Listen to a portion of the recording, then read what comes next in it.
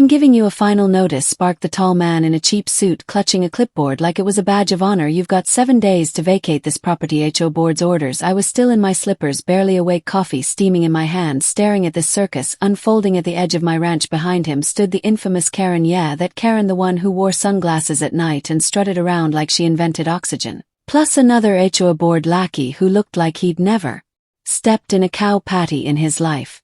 "What exactly am I being evicted from?" I asked, real slow, like I was the one missing something from this ranch. The man sneered.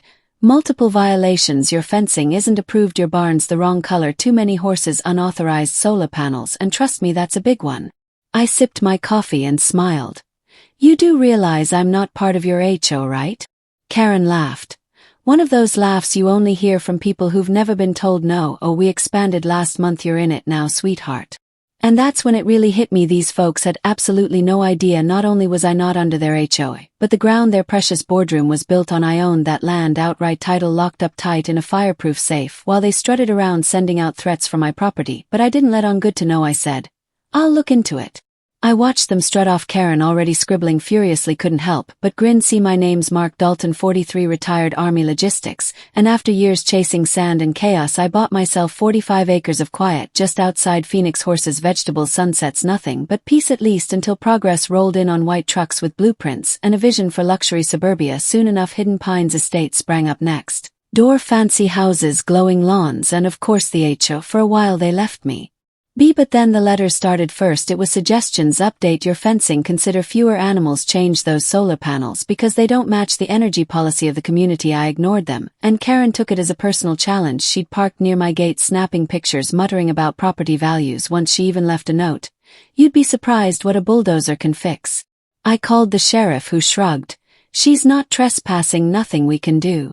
So I installed cameras, top shelf, motion activated the works. One morning there she was inside my gate filming and announcing that my ranch was a hazard to civilized society. That was it. I filed a cease and desist. My lawyer sent a warning. The HO, they doubled down now. They were threatening to evict me from land they didn't even own. What they didn't know was years ago I'd quietly bought an extra 5 acres adjoining my ranch, thinking I'd use it for horse trails. When the developers came, they built the entire HOA clubhouse and office right on that patch, thinking it belonged to someone else. The title company messed up. The land was still mine, and I let it ride, because sometimes letting folks dig their own grave is sweeter than jumping in early. That morning after their little eviction stunt, I pulled my deeds from the safe, originals stamped and signed. I drafted a letter, one for every Hidden Pines homeowner, explaining who really owned their HQ, complete with maps and my lawyer's notarized statement.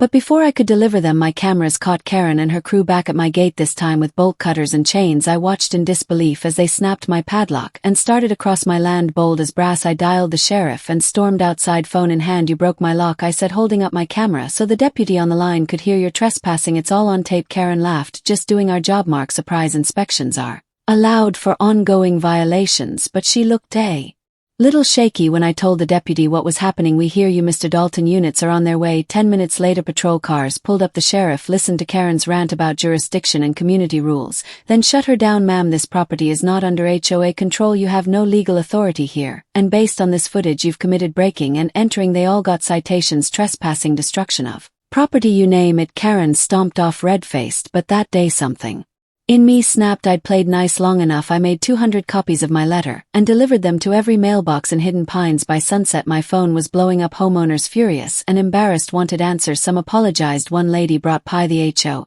though they scrambled, tried to hold an emergency meeting, but the clubhouse was now off limits. That night I sat on my porch and thought, maybe, just maybe, this would finally settle things.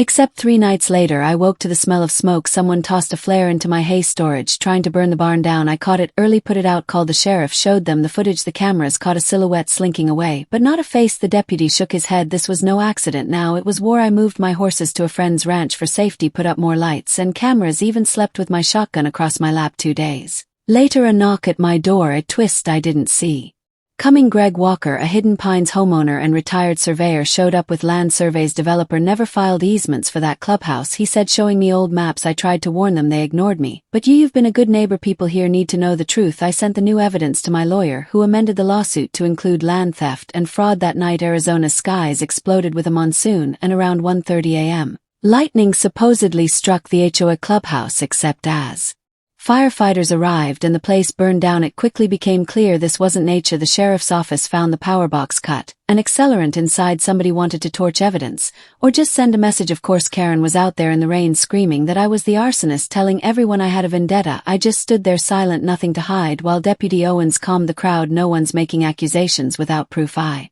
handed over my camera footage showing I never left my house that night. Turns out the fire investigator agreed arson, and whoever did it had a key. The hammer dropped a few days later. The HOA's insurance claim was denied since they didn't own the land. They weren't covered for the loss. Hidden Pines' residents erupted. Some turned on care and others just wanted peace. Then another curveball. My lawyer called. We'd received a packet of leaked emails from a whistleblower, Karen's own messages talking about removing the obstacle and paying Gary the bolt cutter to intimidate me. That was enough for the sheriff to start a criminal investigation. But things got uglier. Someone left a photo on my door. My ranch snapped from inside the clubhouse with a threat scrolled on the back: next time it won't be just hay that burns. So I doubled security, called in a few army buddies, and set up real surveillance. We caught Gary, red-haired, sunburned, dumb as a post, sneaking up to my generator with a jerrycan. The sheriff arrested him, and soon after a warrant was issued for Karen, who tried to skip town but got picked up in Flagstaff. Then out of nowhere Karen's lawyer tried to settle, offering $1.2 million for the land. I laughed. My